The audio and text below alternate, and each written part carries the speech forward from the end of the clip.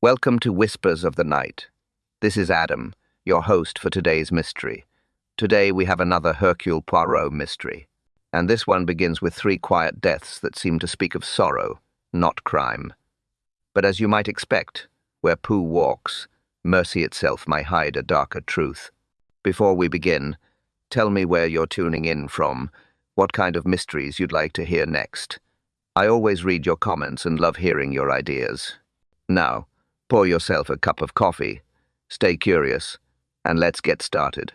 Chapter Uno. The telephone call came on a Tuesday morning, sharp and urgent in the manner that Inspector favored when circumstances demanded immediate attention. I was seated in our comfortable lodgings at Whitehaven Mansions, enjoying what had promised to be a leisurely breakfast, when the insistent ringing of the instrument summoned me from the dining room. Hastings speaking, I announced into the receiver, expecting perhaps a social invitation or some routine matter of business. Hastings, thank goodness I've caught you.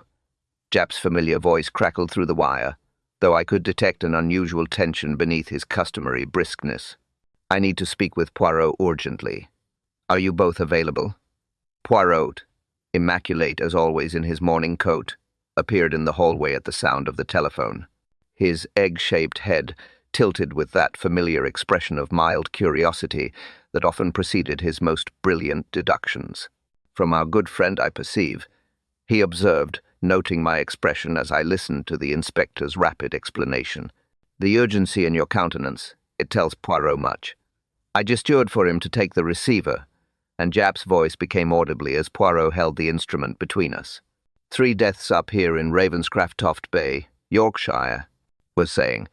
Young people all ruled suicides, but something's not right about the whole business. The local police are baffled, and frankly, so am I. Can you come up? I wouldn't ask if it weren't serious. Yorkshire, Poirot, amused, taking the receiver fully into his own hands. And 3 deaths. Mon ami, our inspector, he does not summon us for matters of simple tragedy. There is here, I think, something that disturbs his methodical police mind. Can you catch the afternoon train? Japp's voice continued through the wire. I've been working with the local constabulary for a week now, and I'm convinced we're dealing with something more complex than it appears. We shall be there tomorrow, Pooh replied decisively. But tell me, these young people, what ages, what circumstances? All teenagers, all from respectable families. I'll give you the full details when you arrive. Just bring your warmest clothes. The Yorkshire coast in October can be brutal. After Poirot had concluded the call and replaced the receiver, he turned to me with that expression I had learned to recognize as the beginning of serious contemplation. Ravenscroft Bay, I said, trying to place the name as we returned to the dining room. Can't say I'm familiar with it. A small coastal town, if memory serves, fishing boats, holiday cottages, and the sort of faded respectability that clings to our English seaside like morning mist. Poirot moved to the window, gazing out at the London streets with an expression of deep thought. Tell me, Hastings, what thoughts does our good Japp's telephone call inspire in your mind? I considered the question carefully, knowing that Poirot's seemingly casual inquiries often contained layers of meaning. I failed to grasp immediately. 3 deaths in what appears to be a small community, I began slowly. Wouldn't call unless there were suspicious circumstances, perhaps murder made to look like accident or suicide. Precisional and the urgency of his summons suggests these deaths may have occurred within a relatively short period. Otherwise, why such haste? Poirot turned from the window, his green eyes bright with interest. We shall depart tomorrow morning, Hastings. Pack. For a week's stay, and include your warmest coat. The Yorkshire coast in autumn can be most inhospitable to those unprepared for its embrace. The journey north proved lengthy but comfortable, though Poirot spent most of it arranging and rearranging the contents of his attaché case with his usual methodical care. As our train wound through the increasingly rugged countryside, I found myself wondering what manner of case could have prompted Japp's unusual request for assistance. The inspector, while respectful of Poirot's abilities, was not given to dramatic gestures or unnecessary calls for help. Ravenscroft Bay revealed itself as we descended from the train station, a cluster of grey stone buildings huddled against the North Sea wind, with narrow streets that curved like defensive ramparts between the harbour and the cliff tops above. The October air carried the sharp tang of salt and seaweed, mixed with the wood smoke from cottage chimneys. Inspector met us at the station, his familiar figure wrapped in a heavy overcoat that made him appear even more substantial than usual. His greeting, while warm enough, carried an undertone of genuine concern that I had rarely observed in our previous encounters. "Poirot Hastings, thank you for coming so quickly," he said, shaking hands with both of us. "I'll be frank with you. This business has me thoroughly puzzled, and the local constabulary isn't equipped to handle what I suspect we're dealing with." "And what is it that you suspect?" Mon ami Poirot inquired as we collected our luggage, glanced around the small station platform, then lowered his voice. "3 young people, all found dead within the past 3 months. Each death ruled suicide by the local coroner. But there are patterns that don't sit right with me." "Patterns?" Poirot repeated thoughtfully. "Ah, but patterns. They are the language that crime speaks to those who know how to listen."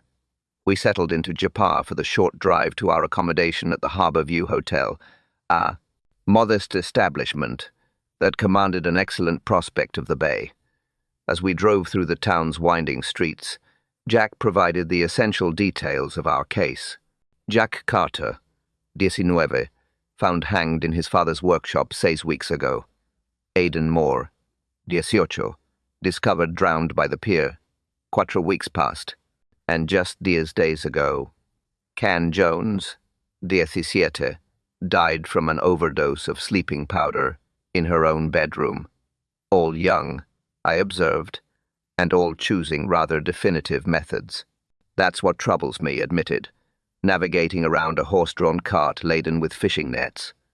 These weren't cries for help or dramatic gestures. Each death was methodical, almost professional in its execution. Poirot's fingers drummed silently against his knee, a gesture I recognized as indicating deep thought. "The families," he said finally, "they accept these verdicts of suicide with varying degrees of resignation," replied. "The parents are devastated naturally, but none have questioned the official findings. The community seems to view it as a terrible series of tragedies. Young people overwhelmed by modern life's pressures, and yet you remain unconvinced. Call it policeman's instinct, but something about the whole business feels orchestrated. Too neat, too similar in execution." Jack pulled up before the hotel's modest entrance. "I've arranged for us to meet with Dr. Thompson, the local coroner, tomorrow morning." He signed all 3 death certificates. As we gathered our belongings and prepared to enter the hotel, I noticed Poirot pausing to survey the town spread before us.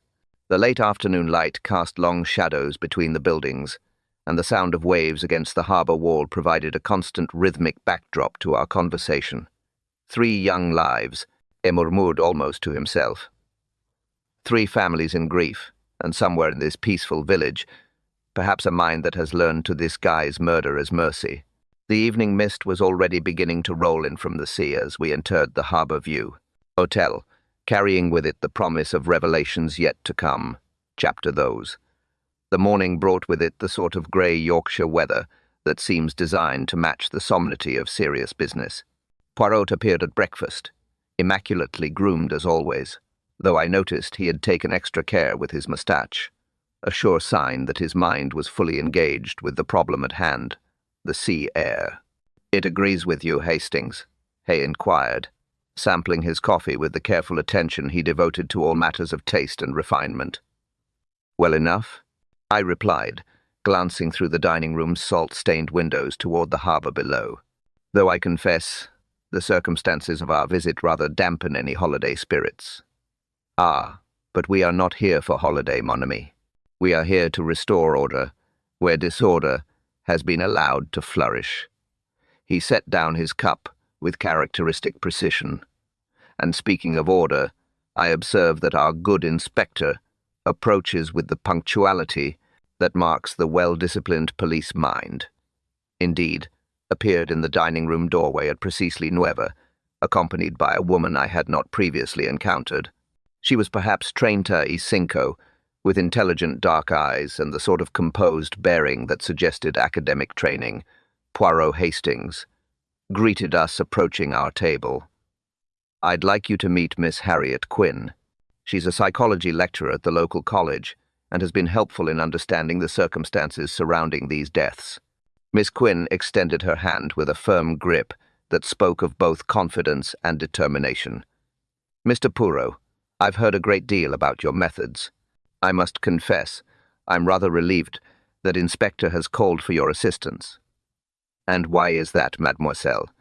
Poirot inquired, gesturing for both newcomers to join us at our table. "Because I have been attempting to convince the local authorities that these deaths are connected in ways they refuse to acknowledge," she replied, settling into her chair with an air of barely contained frustration. "Unfortunately, my concerns have been dismissed as feminine intuition rather than legitimate observation." Looked somewhat uncomfortable at this characterization. "Now, Miss Quinn, I wouldn't say dismissed exactly. No," she interrupted gently but firmly. "You've been more courteous than most. But the fact remains that 3 bright, promising young people have died under circumstances that share troubling similarities." "Tell us about these young people," Poirot requested, his manner indicating the sort of focused attention that invariably preceded his most insightful observations. Miss Quinn opened a leather satchel and withdrew a manila folder. "I knew all 3 through my work at the college. Jack Carter was studying engineering, a cheerful boy with a gift for mechanics. Aidan Moore had hopes of becoming a teacher, very gentle and thoughtful. Sin Jones was perhaps the most academically gifted, with ambitions toward medicine, all with bright futures ahead of them, I observed precisely. None showed any previous signs of mental disturbance or suicidal ideation. In fact, all 3 had recently been discussing their plans for the following year." Miss Quinn's voice carried a note of professional conviction. "These were not young people who had given up hope." Poirot leaned forward slightly. "You mentioned similarities between the deaths. Of what nature are these similarities?" "Each victim left what might be called a farewell note," interjected, consulting his own notebook, brief messages expressing despair and a desire to end the pain. "The handwriting has been verified as genuine in each case. But," Miss Quinn added, "the phrasing is remarkably similar across all 3 notes, almost as if they had been coached in what to write." This observation clearly struck Poirot as significant, though he merely nodded thoughtfully. "Most interesting, and the physical circumstances of the deaths cleared his throat. Jack Carter was found in his father's workshop, hanged with rope taken from the family's boat. Aidan Moore was discovered floating near the pier. Initial examination suggested drowning, though there was a slight head injury consistent with striking the pier supports. Can Jones was found in her bedroom, having apparently consumed a fatal dose of sleeping powder dissolved in tea. The rope used in young Carter's death?" Poirot inquired. "What type was it?" "Manila hemp quarter in diameter. Kite strong, more than sufficient for the purpose. And the sleeping powder consumed by Mademoiselle Jones. Veronil, according to Dr. Thompson's analysis, a substantial dose, enough to cause unconsciousness, followed by respiratory failure." Miss Quinn leaned forward urgently. "Mr. Poirot, there's something else. I've learned that Sen kept a diary, and her mother discovered that several pages had been torn out, pages covering the weeks immediately before her death." "The family has preserved this diary?" Poirot asked. "Mrs. Jones has it. Still, she's agreed to let you examine it, though she finds the prospect quite distressing. Naturally, the grief of parents, it is a sacred thing that must be handled with the utmost delicacy." Poirot's expression grew thoughtful. "Tell me, was there any connection between these 3 young people? Did they know each other well?" "They moved in different social circles," Miss Quinn explained, "though Ravenscroft Bay is small enough that everyone knows everyone to some degree. However, I've discovered that all 3 had recently begun participating in a sort of informal support group." "What manner of support group?" inquired, clearly hearing this information for the first time. It was organized by a local nurse, Bianca Moore, a widow who lost her own child some years ago. She felt called, she said, to help young people work through their emotional difficulties. Miss Quinn paused, choosing her words carefully. The group met weekly at her cottage, and she encouraged the participants to share their feelings openly. Poirot's green eyes sharpened with interest. "And this, Madame Moore, she is available for conversation. I can arrange an introduction," Miss Quinn assured him. "Though I should warn you, she's been quite affected by these deaths. She feels responsible, as if her support group somehow failed these young people or succeeded in ways she did not intend." Poirot murmured so quietly that only I caught the words. The conversation was interrupted by the arrival of a stout, authoritative man in a dark overcoat, whom immediately rose to greet. "Dr. Thompson," the inspector said, "thank you for making time to meet with us. This is Hercule Poirot and Captain Hastings. Dr. Nigel Thompson proved to be a man of perhaps 50, with the sort of brisk professional manner common to country physicians. His handshake was firm but brief, and his eyes held the weariness of someone who had dealt with more than his share of tragedy. As we prepared to accompany him to the first of what would prove to be several most illuminating interviews, I noticed Poirot studying the doctor with that particular intensity he reserved for individuals who had captured his professional interest. The investigation, I realized, was about to begin in earnest. Chapter 13. Our first official visit took us to the Jones residence, a modest stone cottage perched on one of Ravenscroft Bay's steeper streets. The October wind carried with it the persistent cry of gulls and the distant sound of waves against the harbour wall, creating an atmosphere that might have been peaceful under different circumstances. Mrs. Jones proved to be a woman of middle years, whose grief had settled into her features like a permanent shadow. She received us in a sitting room that spoke of careful economy and genuine warmth. Chintz-covered furniture arranged around a cold fire, family photographs clustered on the mantelpiece, and everywhere the sort of loving attention to detail that marks a household where family comes before all else. "I appreciate your coming," she said, gesturing for us to take seats near the fireplace, though I confess I'm not entirely certain what good it will do. Ken is gone, and no amount of investigation will bring her back. Norm Adamero replied, gently settling into the offered chair with his customary care for proper posture. "But perhaps we can ensure that no other parent suffers as you have suffered. Sometimes, to prevent future sorrow, we must first understand the sorrow that has already come to pass." Miss Quinn, who had accompanied us, leaned forward with professional sympathy. "Mrs. Jones, I know this is difficult, but would you be willing to show Mr. Poirot's diary? It might help us understand what was troubling her in those final weeks." Mrs. Jones rose without comment and retrieved a slim blue volume from a drawer in the writing desk. Her hands trembled slightly as she passed it to Poirot, who accepted it with the reverence one might show a religious relic.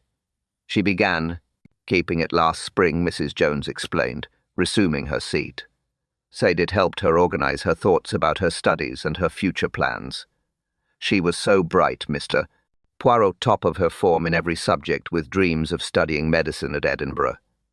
Poirot opened the diary carefully, his fingers moving with practiced delicacy through the pages. He observed his expression grow increasingly thoughtful as he examined the entries, particularly noting his reaction when he reached what were clearly the torn sections Miss Quinn had mentioned. "The missing pages," he said finally. "You discovered them already removed when you found the diary." "Yes, the morning after was found. I went to her room to gather some of her things, and I noticed the diary on her nightstand. Several pages had been torn out rather roughly. You can see the jagged edges where they were removed. And these missing pages, they would have covered what period?" Mrs. Jones dabbed at her eyes with a handkerchief. "The final 13 weeks of her life, based on the dates of the remaining entries. The last complete entry is from a month before her death, and it's quite cheerful. She was writing about her plans for the college dance, and her excitement about a letter she'd received from Edinburgh regarding her application." Miss Quinn interjected softly. "Mrs. Jones, you mentioned that Can had been attending Mrs. Moore's support group. When did that begin? About does months before she died. Bianca, Mrs. Moore, approached me after church one Sunday. She said she'd noticed that Can seemed rather quiet lately, and she wondered if the girl might benefit from talking with other young people who understood the pressures of academic life. Mrs. Jones's voice grew defensive. It seemed like such a thoughtful offer, especially coming from someone who had experienced her own losses. Mrs. Moore lost a child, Poirot inquired, though his tone suggested he already suspected this information. Her son Jack died of polio when he was just dose. That was nearly 2 years ago now. She threw herself into her nursing work afterward, and she's always been wonderful with young people. That's why her offer seemed so natural. She understood what it meant to worry about a child's well-being. I noticed Poirot's sharp intake of breath at the mention of the name Jack, though he covered his reaction smoothly.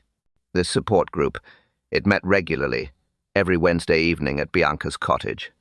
Sin looked forward to the meetings, said they helped her feel less alone with her studies and her concerns about the future. Mrs. Jones's expression grew troubled, though in those final weeks she seemed different after the meetings, more withdrawn, if anything. In what way different? Miss Quinn asked. She would return home very quiet, sometimes tearful. When I asked what was wrong, she would only say that she was learning about herself and about life, and that sometimes understanding was painful. Mrs. Jones twisted her handkerchief in her hands. I should have pressed her more, should have insisted she tell me what was troubling her. Madame Poirot said firmly, "The guilt of parents. It is a burden that serves no purpose except to add suffering to suffering. You could not have known what shadows were gathering around your daughter." He returned his attention to the diary, reading several entries aloud. Bianca says that pain is just another word for growth, and that sometimes we must embrace our suffering to find our true selves. He looked up sharply. The meetings help me understand that I'm not alone in feeling lost and frightened about the future. B says that there are ways to find peace when the world becomes too much to bear. The room fell silent except for the crackling of the fire and Mrs. Jones's quiet weeping. "There is one more thing," she said finally. "In Can's bedroom, I found a small collection of letters, correspondence with other young people. They used what I suppose you'd call pen names, rather romantic and dramatic. Can wrote under the name Seeking Truth, and she received letters from someone called Guardian Angel, and another who signed as Peacebringer. Miss Quinn and I exchanged glances, but Poirot's expression remained carefully neutral. These letters, they are still available for examination. I brought them down earlier, thinking you might want to see them." Mrs. Jones retrieved a small bundle tied with ribbon from the same drawer that had held the diary. Some of the correspondence is keen intense, very emotional discussions about life's meaning and purpose. As Poirot accepted the letters, I caught sight of the first envelope in the stack. The handwriting was feminine, careful, and somehow familiar, though I could not immediately place where I might have encountered it before. Our departure from the Jones household was subdued, each of us lost in contemplation of what we had learned. As we walked back toward the harbour through Ravenscroft Bay's narrow streets, the afternoon mist began to roll in from the sea, softening the edges of buildings and muffling the sounds of daily life. The investigation was revealing layers of complexity that extended far beyond 3 tragic deaths, and I found myself wondering what other secrets this quiet coastal town might be concealing. Chapter 4. The meeting with Mrs. Bianca Moore had been arranged for the following morning at her cottage, a charming whitewashed dwelling that overlooked the bay from its position on the hillside above the town. As we approached the front gate, I was struck by the meticulous care evident in every detail, the precisely trimmed hedge, the symmetrically arranged flower boxes, and the brass name plate polished to mirror brightness. Mrs. Moore herself proved to be a woman of perhaps 40, with prematurely silver hair arranged in a neat shin, and the sort of serene composure I associated with those accustomed to dealing with human suffering.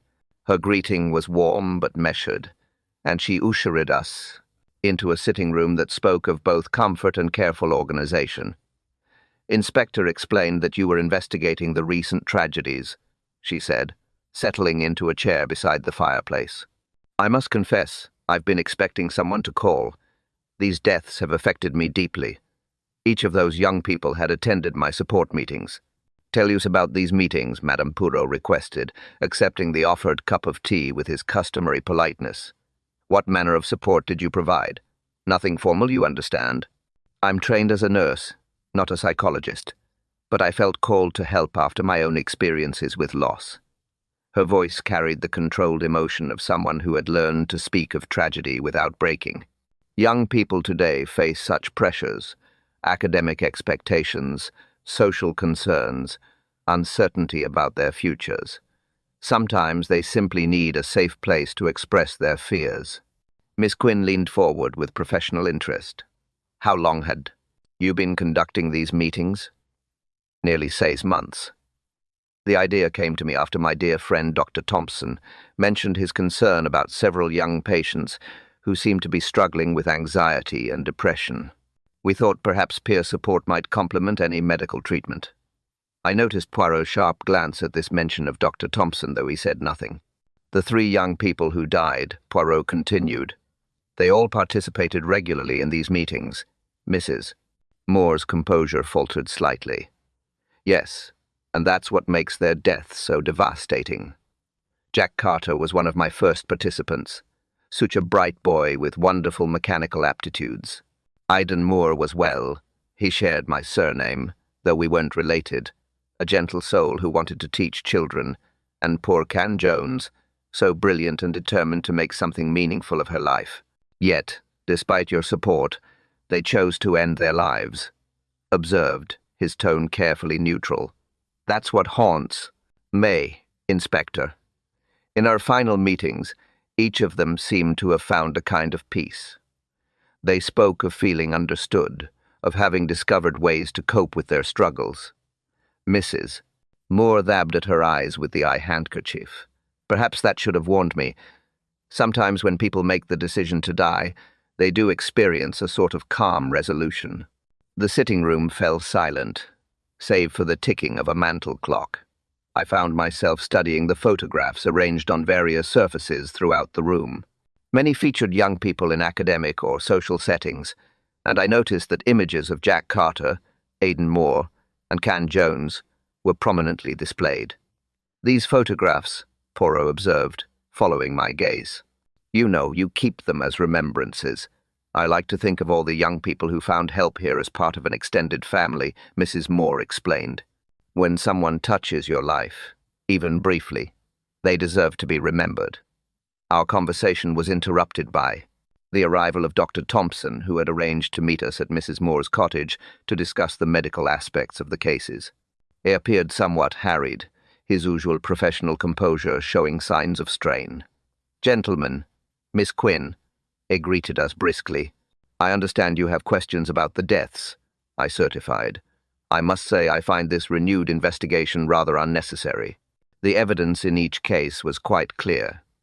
And nevertheless, Doctor, Poirot replied mildly, perhaps you could review the circumstances for our benefit. Dr. Thompson consulted a leather notebook he had brought with him.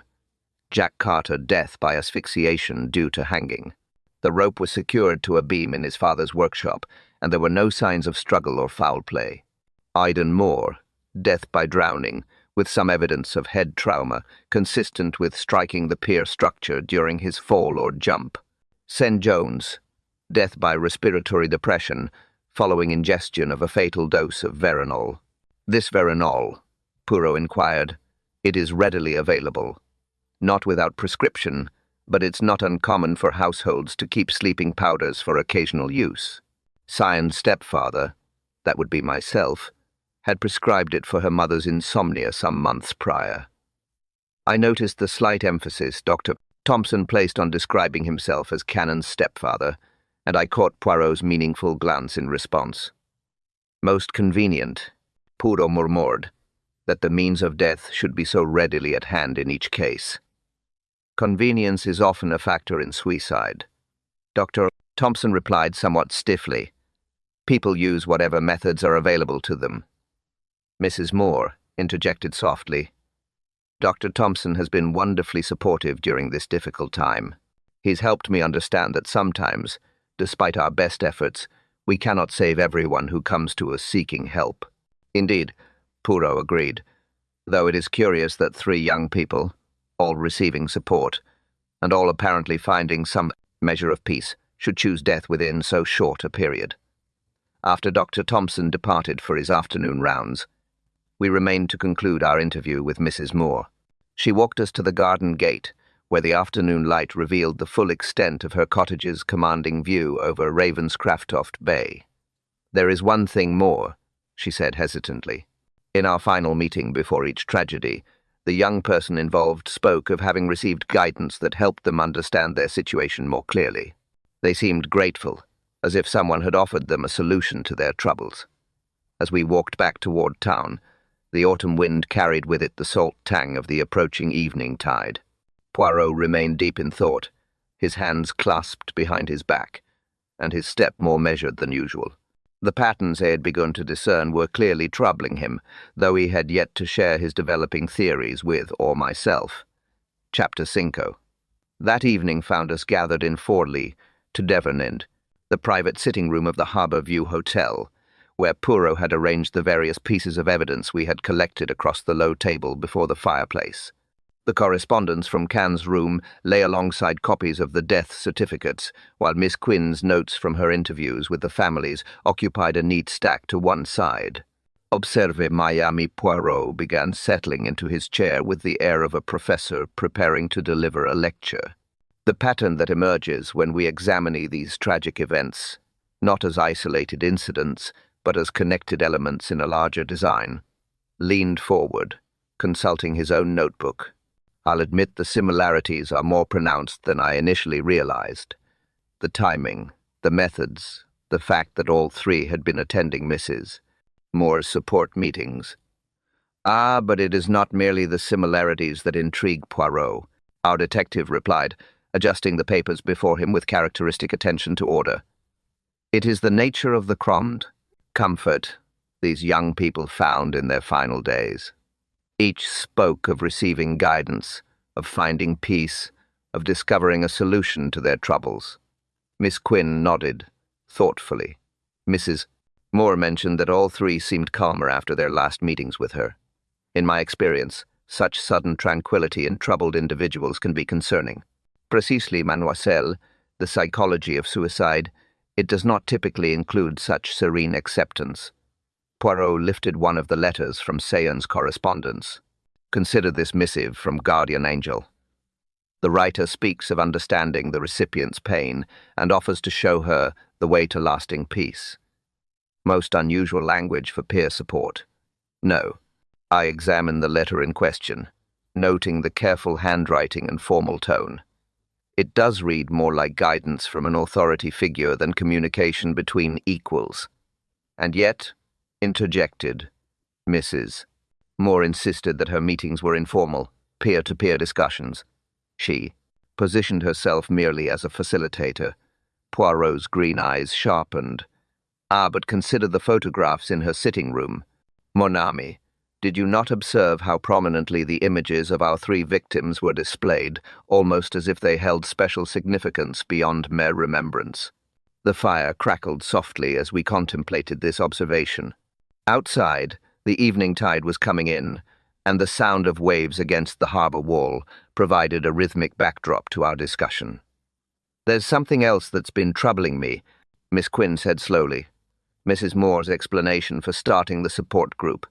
She claimed Dr. Thompson suggested it after noticing several young patients struggling with anxiety. Yet when I spoke with Dr. Thompson earlier, he seemed surprised by this characterization of their relationship. Poirot nodded approvingly. "Most astute, mademoiselle. And what of Dr. Thompson himself, a man who serves as both stepfather to one victim and coroner for all 3? Most convenient arrangement for someone wishing to avoid awkward questions."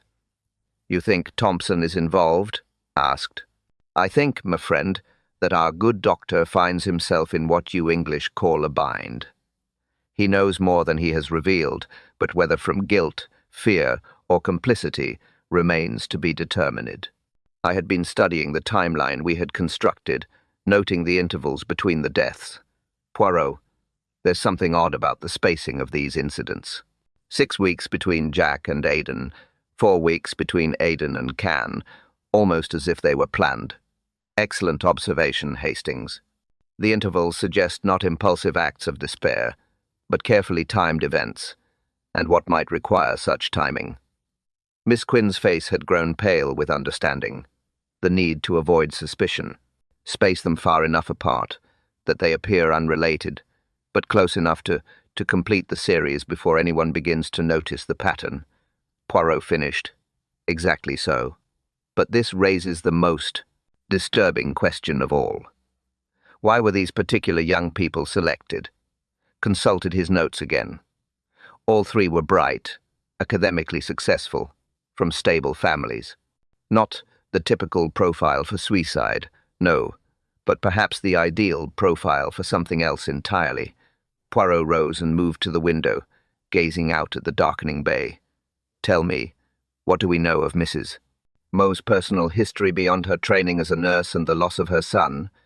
She worked at Whitmore Convalescent Hospital before coming to Ravenscroft Bay. Miss Quinn supplied. Left after her son's death, said she needed a fresh start. She's been here about 13 years now, and during her time at this hospital, were there any irregularities? Miss Quinn looked startled. I hadn't thought to inquire. Should I make some calls, if you would be so kind, but discreetly? We do not wish to alarm our suspects before we have gathered sufficient evidence. Poirot returned to his chair, his expression grave. There is one more. Experiment I should like to conduct, but it will require the cooperation of all present. What sort of experiment? Asked wearily. A simply test of Mrs. Moore's reaction to unexpected information. Tomorrow, I propose that we inform her of a 4th potential victim, a young person who is struggling and might benefit from her guidance. We shall observe her response most carefully. The proposal sent a chill through the room. The implications of Poirot's suggestion were clear. He believed Mrs. Moore was not merely failing to prevent these deaths, but actively facilitating them. You're suggesting she's a killer, I said quietly. I am suggesting, mon ami, that sometimes the most dangerous predators are those who approach their victims with offers of salvation. Poirot's voice was unusually somber. The young people trusted her, confided in her, allowed her into the most vulnerable chambers of their hearts, and in return, he did not finish the sentence, but the weight of unspoken possibility hung heavy in the air. Outside, the wind had picked up, rattling the hotel windows and carrying with it the wild cry of seabirds wheeling through the darkness. As we prepared to retire for the evening, I found myself thinking of the 3 bright young lives that had been extinguished in this quiet coastal town. Whatever the truth of their deaths, I was certain that Poirot's methodical investigation was leading us inexorably toward a revelation that would shake Ravenscroft Bay to its very foundations. Chapter 6. The trap we set for Mrs. Bianca Moore was elegantly simply, as Poirot's most effective strategies invariably proved to be. Miss Quinn had agreed to play the role of concerned mentor approaching Mrs. Moore with news of a troubled young woman from the college who had recently confided thoughts of self-harm. The fictional student, whom we called Emily Richardson, was described as isolated, academically gifted, but overwhelmed by the pressures of her studies and family expectations. The key, Poirot had explained as we prepared for the operation, is to present circumstances that mirror exactly those of our 3 victims. If Mrs. Moore is indeed what I suspect her to be, she will not be able to resist such an opportunity. We had positioned ourselves in the cottage across from Mrs. Moore's residence, where the elderly Mrs. Whitman had graciously allowed us to observe from her front parlor window. The morning was grey and still with heavy clouds, promising rain before the day's end. Miss Quinn arrived at Mrs. Moore's cottage precisely at once, and we watched through our borrowed binoculars as the door opened to admit her. Poirot had instructed her to make the conversation lengthy, allowing time for Mrs. Moore's true nature to reveal itself through her responses and suggestions. "What exactly are we hoping to observe?" asked quietly, adjusting his own position by the window. "The transformation, mon ami," Poirot replied, his attention fixed on the cottage across the way. "If Poirot's theory is correct, Mrs. Moore will change from sympathetic listener to active facilitator.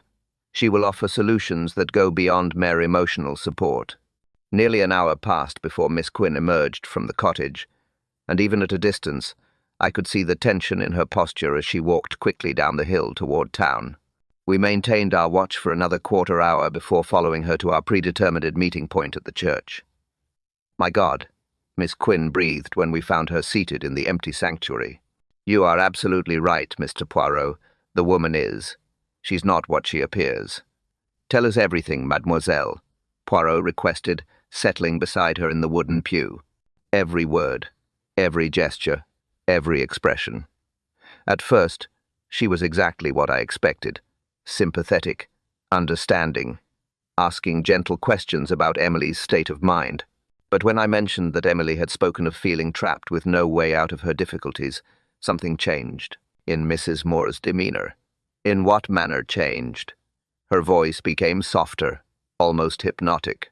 She began speaking about pain as a temporary condition, and about how sometimes the bravest choice is to refuse to let suffering continue indefinitely. Miss Quinn shuddered slightly. She offered to meet with Emily privately, saying she had helped other young people find lasting peace when their situation seemed hopeless. Leaned forward. She used those exact words, lasting peace, multiple times, and then she gave me this. Miss Quinn withdrew a small glass vial from her handbag containing what appeared to be a clear liquid. She said it was a mild sedative that might help Emily sleep better while she worked through her emotional difficulties. Just a few drops in tea or warm milk before bedtime. Poirot accepted the vial with the careful attention he reserved for crucial evidence.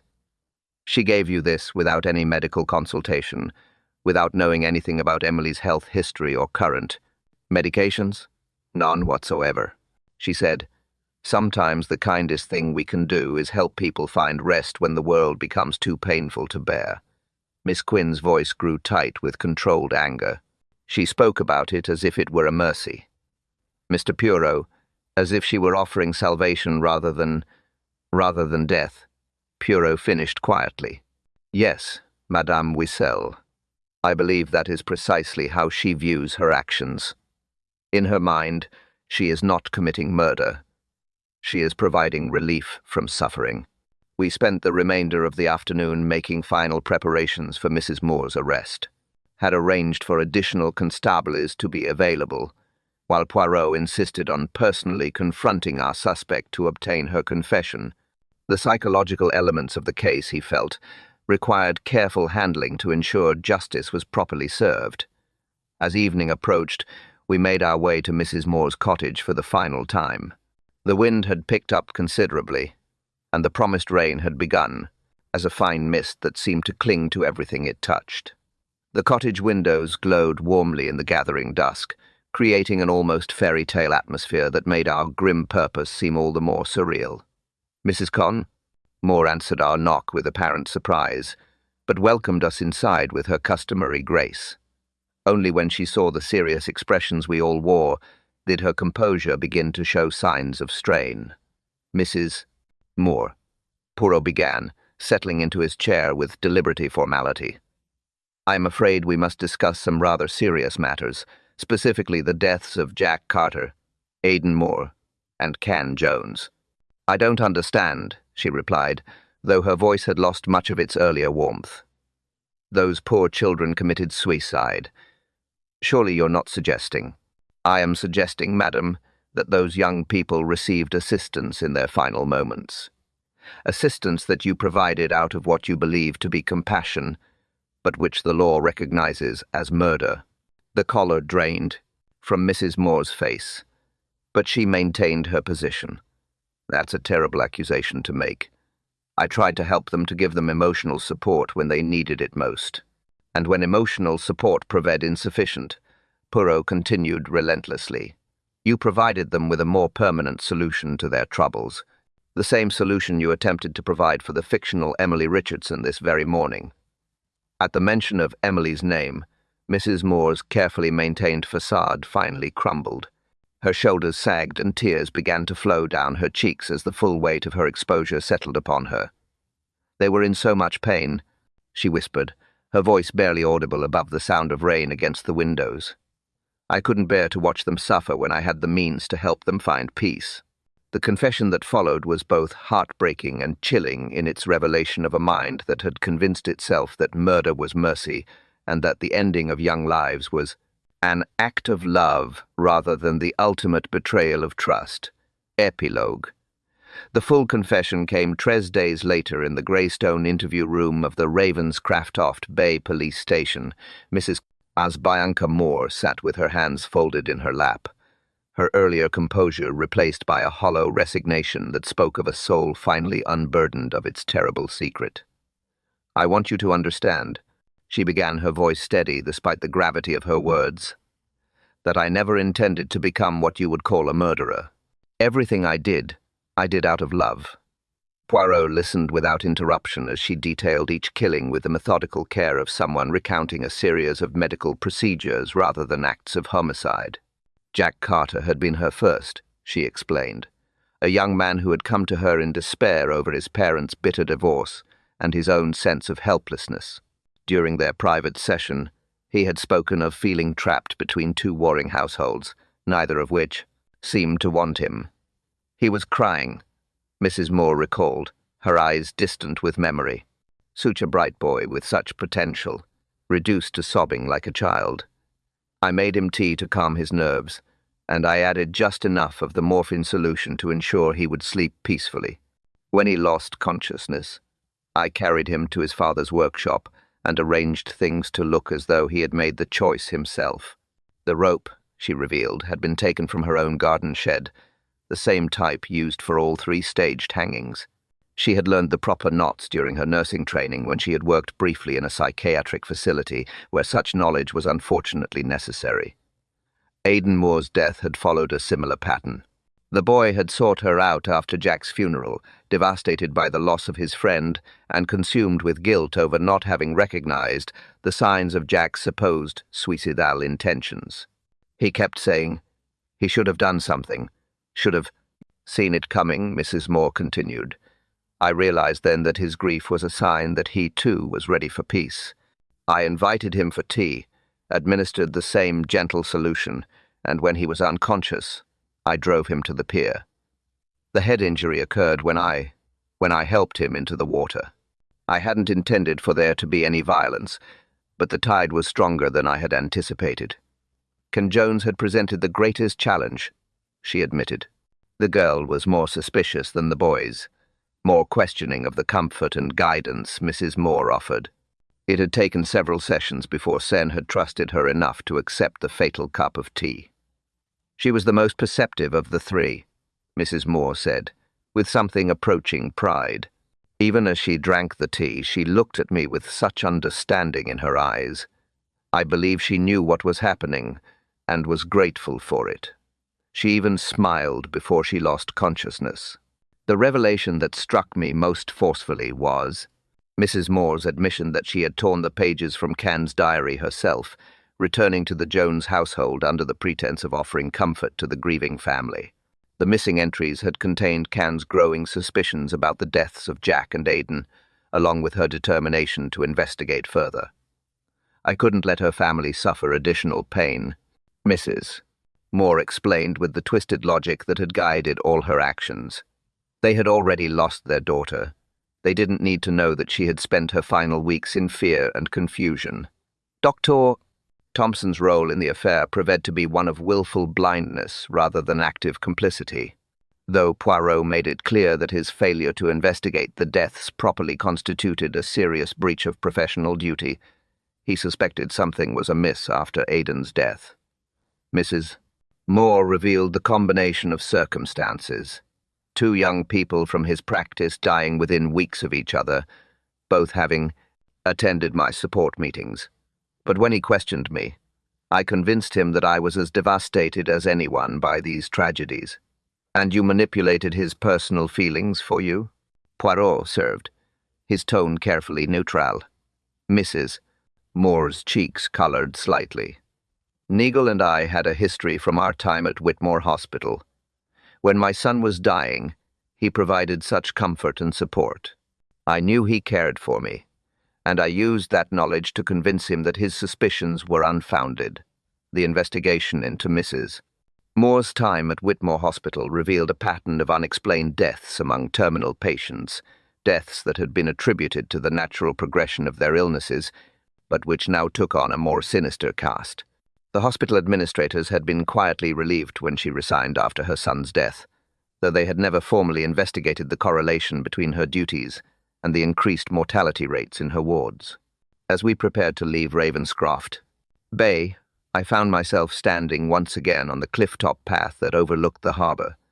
The autumn storms had passed, leaving behind a crystalline morning that seemed to wash the very air clean.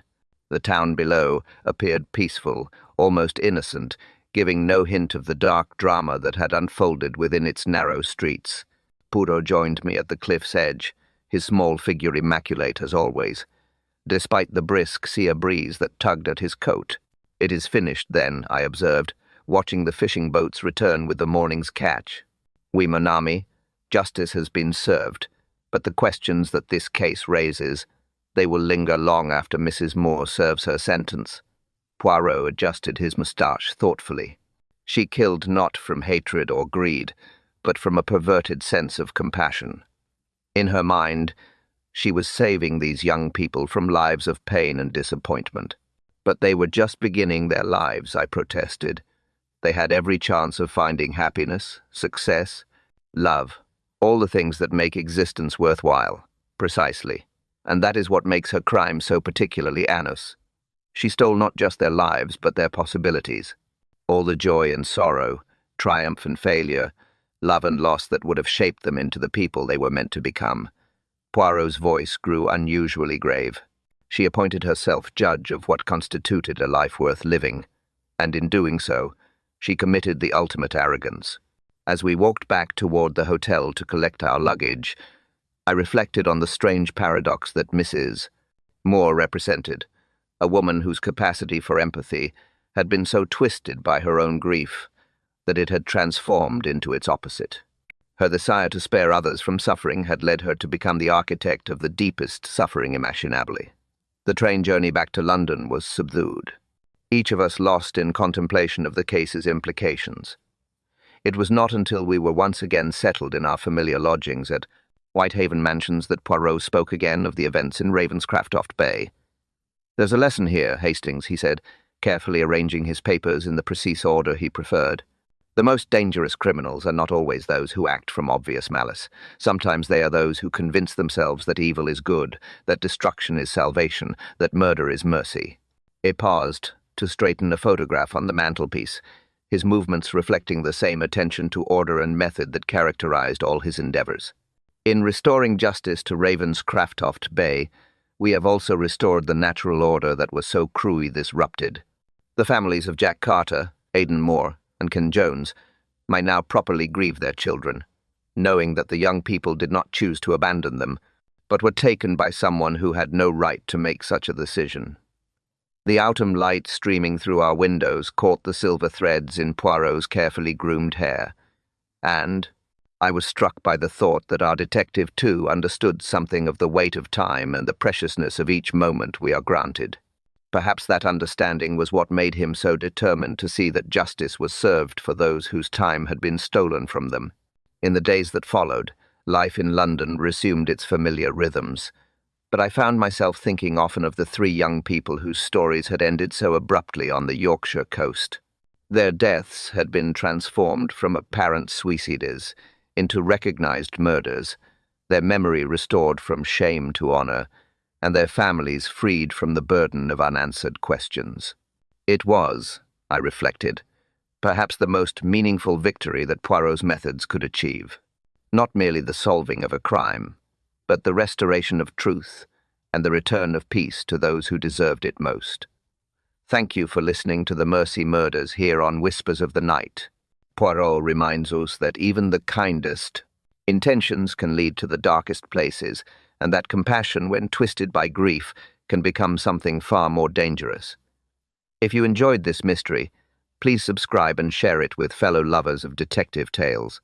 Until next time, stay curious, stay sharp, and may your evenings always be filled with good stories and warm company.